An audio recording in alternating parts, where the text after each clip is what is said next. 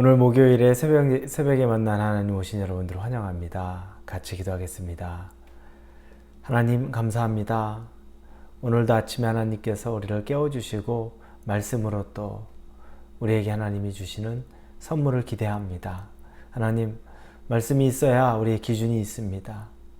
하나님의 말씀을 또 많이 듣기는 했지만 오늘 말씀을 들을 때에는 또 우리가 잘 적용하고 오늘 말씀 그대로 살려는 결단 있게 하여 주옵소서. 하루하루 살아가는 것이 쉬운 일만은 아닙니다. 우리에게 여러 가지 도전도 있고 여러 가지 시험도 있습니다.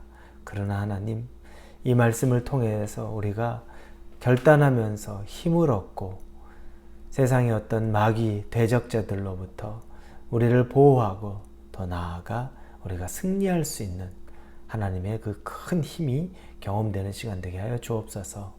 예수님의 이름으로 기도합니다. 아멘. 오늘 말씀은 마태복음 2장입니다. 13절에서 23절까지의 말씀입니다. 마태복음 2장 13절에서 23절입니다. 찾으셨으면 우리 2장 13절부터 같이 읽겠습니다. 그들이 떠난 후에 주의 사자가 요셉에게 현몽하여 이르되 헤롯이 아기를 찾아 죽이려 하니 일어나 아기와 그의 어머니를 데리고 애굽으로 피하여 내가 내게 이르기까지 거기 있으라 하시니 요셉이 일어나서 밤에 아기와 그의 어머니를 데리고 애굽으로 떠나가 헤롯이 죽기까지 거기 있었으니 이는 주께서 선지자를 통하여 말씀하신 바 애굽으로부터 내 아들을 불렀다 함을 이루려 하심이라. 이에 헤롯이 박사들에게 속은 줄 알고 심히 노하여 사람을 보내요. 베들레헴과 그 모든 지경 안에 있는 산의 아이를 박사들에게 자세히 알아본 그때를 기준으로 하여 2살부터 그 아래로 다 죽이니 이에 선지자 예레미야를 통하여 말씀하신 바 라마에서 슬퍼하며 크게 통곡하는 소리가 들리니 라헬이 그 자식을 위하여 애곡하는 것이라. 그가 자식이 없으므로 위로받기를 거절하였도다 함이 이루어졌느니라. 헤롯이 죽은 후에 주의 사자가 애굽에서 요셉에게 현몽하여 이르되 일어나 아기와 그의 어머니를 데리고 이스라엘 땅으로 가라. 아기의 목숨을 찾던 자들이 죽었느니라 하시니 요셉이 일어나 아기와 그의 어머니를 데리고 이스라엘 땅으로 들어가니라. 그러나 아켈레오가 그의 아버지 헤롯을 이어 유대의 임금됨을 듣고 거기로 가기를 무서워하더니 꿈에 지시하심을 받아 갈릴리 지방으로 떠나가 나사렛이란 동네에 가서 사니 이는 선지자로 하신 말씀에 나사렛 사람이라 칭하리라 하심을 이루려 함이니라. 동방박사들이 예수님께 경배한 사건으로 인해서 그 지역 유대 땅에 이 베들레헴 지역에 큰 일이 닥치게 됩니다. 그들의 경배는 헤롯으로 하여금 이제 새로운 유대인의 왕이 생길 것이라는 또 두려움, 분노, 이 불편한 마음들이 합쳐져서 헤롯은 정말 끔찍한 일을 계획합니다. 그 일은 그 아이를 찾는 거죠. 그리고 그 아이를 제거하는 겁니다.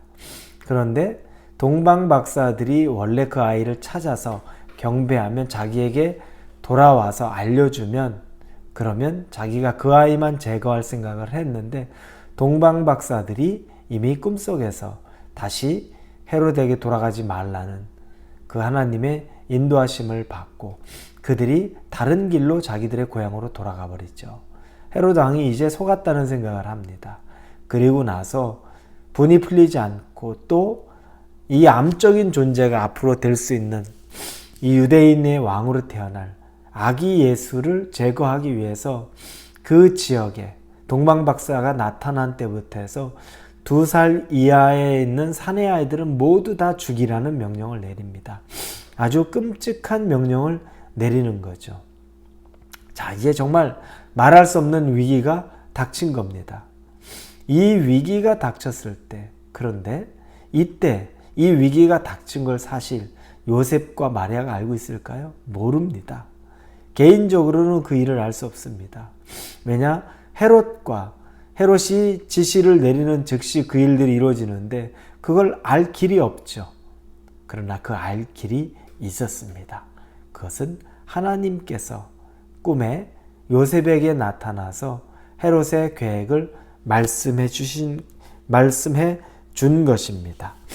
그래서 꿈속에서 보니까 이 13절에 주의 사자가 요셉에게 현몽하여 이르되 헤롯이 아기를 찾아 죽이려 하니 일어나 아기와 그 어머니를 데리고 애굽으로 피하여 내가 내게 이르기까지 거기 있으라.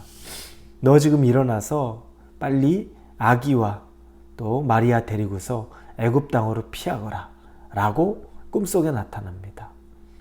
하나님의 인도하심이 있는 거죠. 우리는 알지 못하지만 하나님의 계획이 있고 하나님의 보호가 있으면 우리는 깨닫지 못할지라도 하나님께서 준비를 시켜줍니다. 여러분, 우리는 그래서 사실 두려움 속에 계속 염려 속에 살 이유가 없습니다. 하나님이 우리에게 알려주실 때가 되면 알려주십니다. 꿈에서라도 알려주십니다. 마음에라도 알려주십니다. 다른 사람을 통해서라도 알려주십니다. 그러나 아직 우리가 알지 못해도 되는 일이면 우리가 염려할 것은 없습니다. 여러분, 하나님이 여러분에게 미리 보여주실 것이 있으면 보여주실 겁니다. 미리 모든 걸 염려하고 두려워하지 마십시오. 오히려 하나님 안에서 좀 자유함을 가지십시오. 자, 이렇게 해서 이제 요셉은 그 말을 듣자마자 14절에 보니까 요셉이 일어나서 밤에 아기와 그 어머니를 데리고 애굽으로 떠나가 이렇게 나옵니다. 즉시 순종합니다. 밤에 깨서 아기와 마리아를 데리고 짐 챙겨서 애굽으로 그냥 가버리는 겁니다.